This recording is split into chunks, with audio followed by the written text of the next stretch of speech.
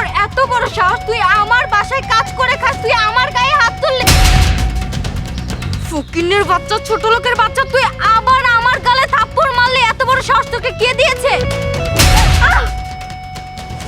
আরে তোর তো দেখছি দিন দিন সাহস বেড়েই যাচ্ছে।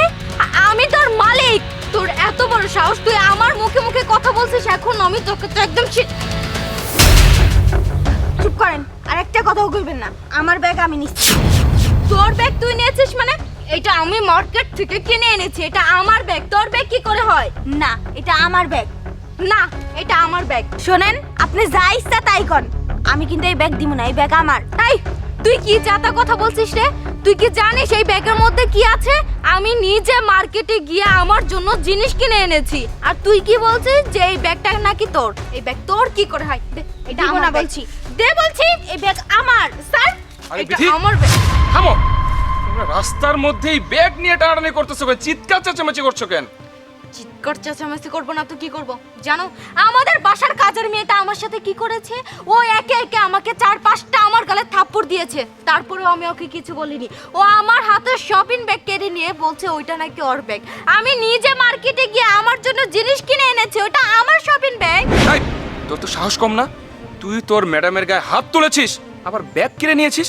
দেখ, ব্যাগটা ফেরত দে। দে বলছি, তা না হলে কিন্তু বাড়ি থেকে ঘাড় ধাক্কা দিয়ে তোকে আমি বের করে দেবো। না স্যার, এই ব্যাগ আমি দিব না, কারণ এই ব্যাগের মালিক হচ্ছে আমি। মালিক মানে? তুই কি বলতে চাস? ক্লিয়ার করে বল। হ্যাঁ স্যার, আমি ঠিক কথাই কইছি। এই ব্যাগের মালিক হইছি আমি, কারণ এই ম্যাডাম দেখতেছেন না, ম্যাডাম 3 মাস ধরে আমার কোনো বেতন দেয় না। আর আমার বেতনের টাকা নিয়া হ্যাঁ মজা মাস্তি করে ঘুরে বেড়ায়, আর বন্ধুগুলোকে এদিক সেদিক যায়। আজকে আমার বেতন দেওয়ার কথা ছিল, কিন্তু আমার বেতন দেয় নাই। এই বেতনের টাকা নিয়ে এই যে শপিং করে নিয়ে আইছে। স্যার, আমি তো অল্প দুঃখে বইরা আপনাকে বাড়িতে কাজ করি না, আপনারা তো জানেনই। আমার স্বামীটা অসুস্থ, আমার 4 বছরের একটা বাচ্চাও আছে। আপনাকে বাড়িতে কাজ কইরা যে টাকাটা পাই, ওই টাকা দিয়ে আমি সংসার চালাই, আমার স্বামীর চিকিৎসা করাই, আমার বাচ্চাটারে পড়ালেখা করাই।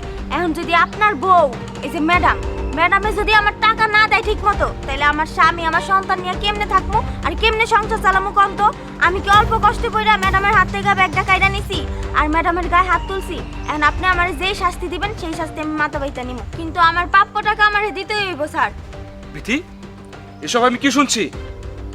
তুমি কাজের মেয়ের টাকা নিয়ে শপিং করে বেড়াও, তুমি টাকা আটকে রাখো মাসে মাসে, প্রতি মাসে। বিথি, আমি কাজের মেয়ের টাকা প্রত্যেক মাসে মাসে তোমাকে আমি বুঝিয়ে দিই, যাতে ওর প্রাপ্যটাও পায়। তাছাড়া তোমাকেও তো আমি টাকা বুঝিয়ে দেই যে তোমার যাতে মার্কেট হয়, তুমি যাতে শপিং করতে পারো, তোমার যা যা লাগে তুমি সেখান থেকে খরচ করবে। তুমি কেন ওর টাকা আত্মসাৎ করেছো বলো? কেন তুমি ওর প্রতি মাসে টাকা আটকে রেখেছো? তোমার কিসের এত লোভ? বলো কি হলো? জবাব দাও, উত্তর দাও। আচ্ছা, তুমি তো উত্তর দিতে পারবে না। পারবে কিভাবে? কারণ তুমি এই কাজটি করেছো, তুমি জঘন্য কাজটি করেছো। শোনো, তোমার মতো এরকম নীচ মনের আর লোভী মেয়ের এই বাড়িতে থাকতে পারবে না। আমি তোমার সাথে কোনো সংসার করবো না। আরেকটা কথা শোনো, যাওয়ার আগে এই কাজের মেয়ের যতগুলো টাকা তুমি আত্মসাৎ করেছো না, সম্পূর্ণ টাকা ওকে বুঝিয়ে বলে দিও। সাইম দেখো, আমি অনেক বড় ভুল করে ফেলেছি, প্লিজ তুমি আমাকে মাফ করে দাও। আমি আর কখনো এরকম ভুল করব না। বোন, আমি তোমার সব টাকা আমি দিয়ে দিব, শোধ করে দিব। তুমি আমাকে প্লিজ মাফ করে দাও, আমার উপর আর রাগ করে থেকো না। ঠিক আছে স্যার, আপনি ম্যাডামকে মাফ করে দেন। আসলে ম্যাডাম নিজের ভুলটা বুঝতে পারছে। যাই হোক ম্যাডাম, আপনি আমারে মাফ করে দিন। আমি আপনার গায়ে হাত তুলছি, আসলে আমি নিজে থেকে হাত তুলতে চাইনি, আপনার কাজ কাম আমার বাধ্য করছে। Please, madam। না না, তুমি যদি আজকে আমার গায়ে হাত না তুলতা, তাহলে তো আমি আমার ভুলটা বুঝতেই পারতাম না। চলো, আমি তোমার সব টাকা দিয়ে দিব, আসো।